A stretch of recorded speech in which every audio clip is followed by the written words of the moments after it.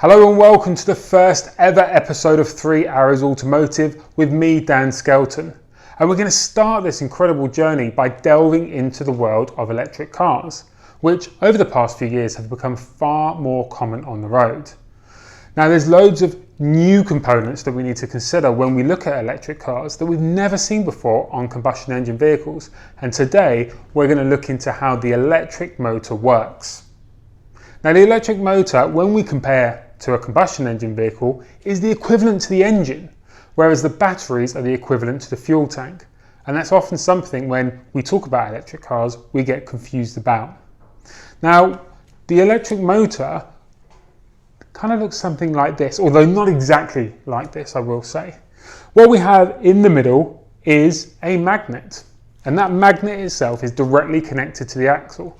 So if the magnet turns, the wheels on our cars turn. Surrounding the magnet, we have a series of independent copper coils.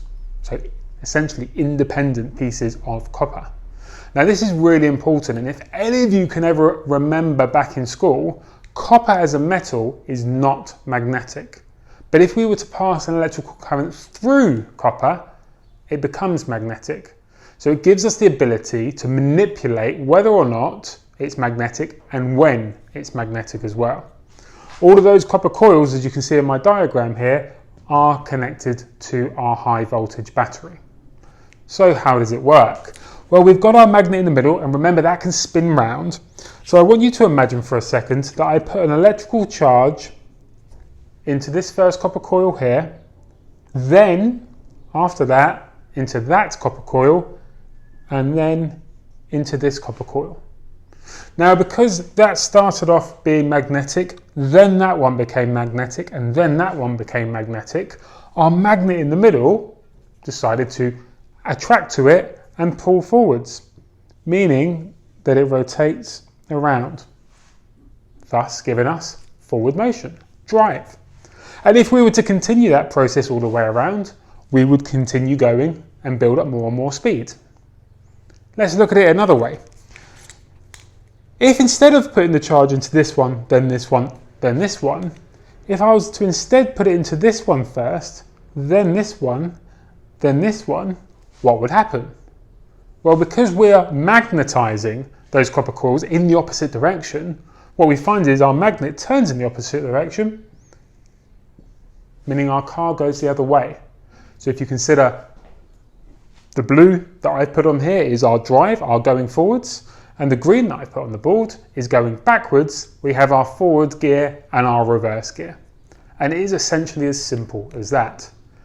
If we want to go faster, we put our foot down on the throttle, and these copper coils get charged that little bit quicker. So this one, then this one, then this one, and the magnet will spin faster, our wheels will spin faster, and we've built up acceleration. It is as simple as that.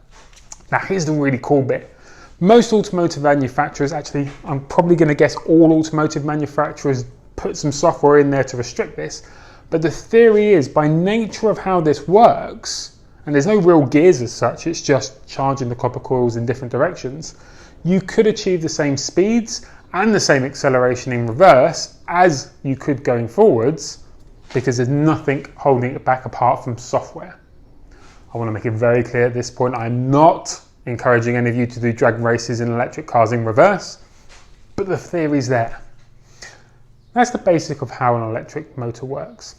Now the benefits to me when I look at this, and especially as we compare it against a normal combustion vehicle, is there's no revs to build up. There's no gear changes. When we put our foot on the throttle, it charges up these copper coils one by one, and the harder we put our foot on the throttle, the faster it does this. Meaning we have as little as no lag when we pull away, and that's what gives electric cars their instantaneous power, that instant torque delivery that really makes it feel much faster than we would imagine.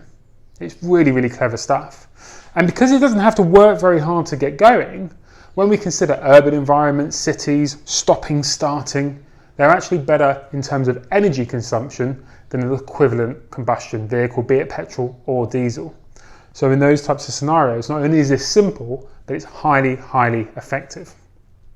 Now the application of these can be in a multitude of different formats. If I just spin my board around here, I've drawn a layout of a car, okay? And we have the front of the vehicle here and the rear of the vehicle there. And in the middle we have our high voltage battery pack, which I will absolutely be explaining more in other videos.